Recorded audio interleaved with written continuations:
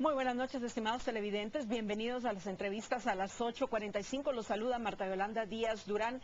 Y en esta primera parte voy a conversar con el licenciado Mario Fuentes de Starac, quien es miembro del CEDECOM y ha sido presidente de esta institución a cargo precisamente de velar porque se respete la Constitución en nuestro país desde un ámbito privado, no como es el caso de la Corte de Constitucionalidad. Y también nos acompaña hoy la directora ejecutiva de la Cámara de Comercio Guatemalteco-Americana, Carolina Castellanos. Y tanto con Mario como con Carolina vamos a hablar de la llamada Ley de Desarrollo Rural Integral, que ha sido en estos días un tema que ha generado mucha discusión y también intromisión en la vida de los guatemaltecos. Un grupo de personas presiona para que sea aprobado y hemos escuchado comentarios como que, por ejemplo, hoy tomaba yo nota, hay que legislar en beneficio del pueblo. Escuchamos también, por cierto, amenazas de parte de los líderes de estos grupos de presión que de antemano están pretendiendo justificar los delitos y crímenes que van a cometer si acaso no se llega a aprobar la legislación tal y como ellos la pretenden.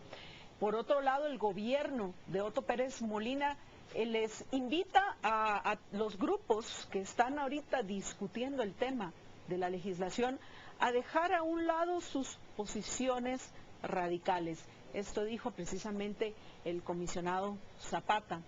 Pero lo interesante es que luego agrega a dejar a un lado las posiciones radicales porque pues esta ley creemos que cumple con los requisitos que necesitamos. Entonces, realmente, ¿a quiénes les está llamando a dejar a un lado sus posiciones radicales?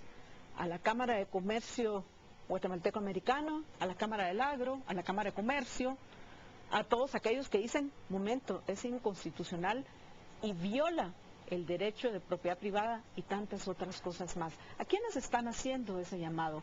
Mario, Carolina, ¿a quiénes les hacen ese llamado?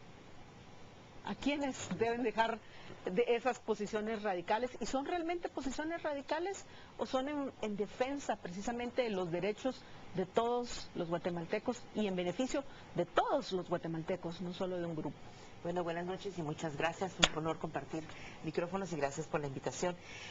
Nos preocupa grandemente porque ese llamado o estamos viendo mucha manipulación, estamos viendo influencias de líderes negativos que están queriendo de alguna forma torcer la realidad.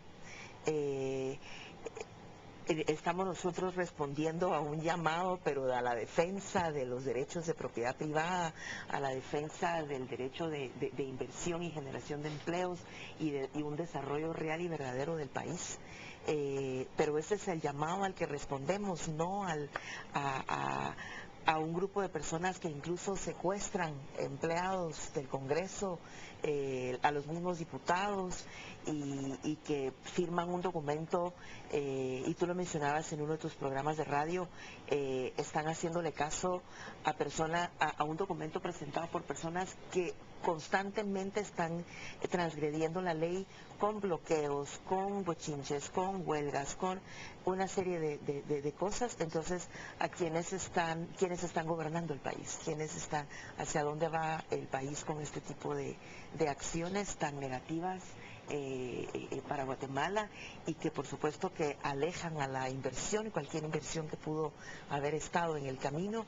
Al ver este desorden no se crea ese clima de negocios y de inversión favorable para que alguna empresa diga, voy a llegar a Guatemala, voy a invertir y voy a generar empleos, que al final es lo que queremos ver.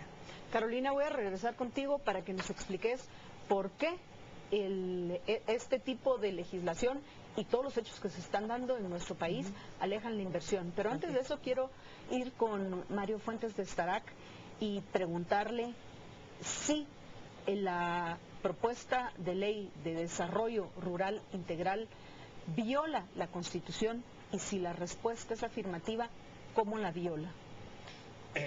Indudablemente, Marta Yolanda, primero hay es legítimo, digamos, que se planteen proyectos de ley, iniciativas de ley, que se defiendan, que se apoyen, incluso con vehemencia y con entusiasmo. Lo que definitivamente no es aceptable es que se recurra, digamos, a situaciones reñidas con la ley para defender las propuestas. Yo creo que el debate es sano, es importante para el país, el diálogo, la discusión, el intercambio de ideas, la confrontación incluso de ideas. Lo hacemos todos los días en los medios de comunicación, de confrontar las ideas. Pero no debe caerse en posiciones de intolerancia, porque la intolerancia es lo que verdaderamente genera una total, digamos, efervescencia social y zozobra entre la misma población. La población está preocupada de ver todos estos incidentes que se están dando en torno a este proyecto de ley. Ahora, yendo a tu pregunta, pues yo encuentro, desde el principio he encontrado,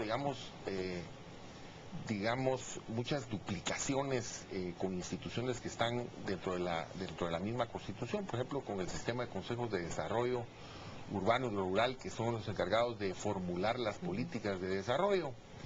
Esta ley pues tiene precisamente una duplicación en las funciones, que crea un sistema nacional de desarrollo rural integral, ¿verdad? Y yo me pregunto si no existe también el desarrollo urbano, ¿verdad? Porque, digamos, el sistema de consejos de desarrollo ahora es consejos de desarrollo urbano y rural. Entonces ya desde ahí empieza uno a pensar, bueno, esto es una duplicación, es un sistema paralelo que se está creando, y obviamente si uno lo empieza a analizar se da cuenta de que eso riñe con la misma Constitución, porque la Constitución establece el sistema de consejos de desarrollo urbano y rural. Pero hay otros problemas, se establecen políticas de propiedad, tenencia y uso de la tierra, que obviamente pues cuando uno lo confronta con la misma Constitución se da cuenta que está, señalando temas que están garantizados en la misma Constitución y que no es, a la ligera que se pueden manejar en una ley que incluso yo la veo que es antitécnica porque no tiene verdaderamente una estructura que permita un fácil, claro entendimiento, sino que todo está confuso, ambiguo, y esto pues llama la atención, ¿verdad? Porque son leyes de mala calidad que al final pueden ser interpretadas de muy diversas formas y pueden ser arbitrariamente aplicadas, que eso es lo más grave. Las leyes deben ser generales, abstractas, claras, ¿verdad? Que no tengan, ningún tipo de imprecisiones para que no se presten precisamente a esas arbitrariedades. Pero también se facilita la burocratización, ya se crea un ministerio, otro ministerio de desarrollo, porque ya tenemos un ministerio de desarrollo que lo creó este gobierno y ahora se le llama Ministerio de Desarrollo Rural Integral, ¿verdad? No veo un Ministerio de Desarrollo Urbano Integral, ¿verdad? Pero sí existe ese ministerio que va a tener 1.700 millones de quetzales a su disposición. Veo ahí un bolsón de gasto público adicional. Van a hacer otra extensión del presupuesto, lo van a llevar ya tiene 67.000 millones, lo van a llevar a 70.000 millones. ¿Qué están hablando de una ampliación presupuestaria para este ministerio? Me suena a otro ministerio clientelar, otro FONAPAS, ¿verdad? ¿Cómo se va a manejar este gasto público? ¿Quién lo va a controlar, a fiscalizar? ¿Hacia dónde se va a canalizar? Al final, los beneficiarios de la ley no van a ser verdaderamente lo que reciban los beneficios, sino que se va a ir en una estructura burocrática, en una serie de transferencias, como ocurre toda la vida. Llegará a la población que un 5%, no va a resolver el problema de la pobreza, que es el gran objetivo de esta ley.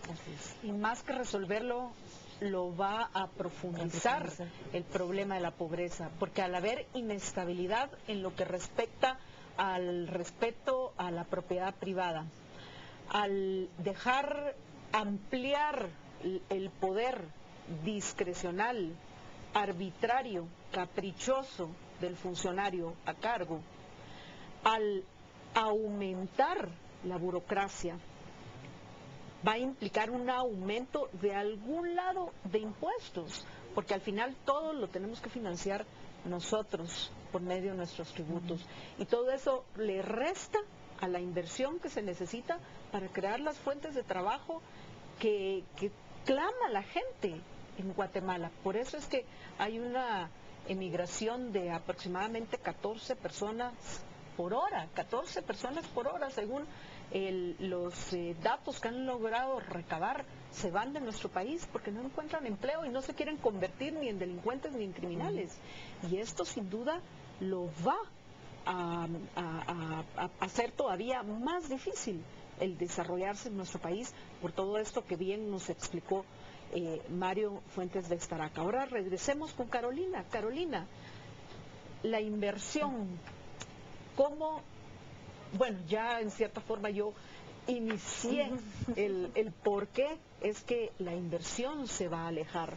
Pero además de eso, en el caso de ustedes, de la Cámara de Comercio Guatemalteco-Americana, tengo entendido que esta normativa, si es aprobada, también violenta algunos de los tratados que hay hoy entre el gobierno de Estados Unidos y el gobierno de Guatemala en lo que respecta al comercio. ¿Es esto correcto? Así es, así es.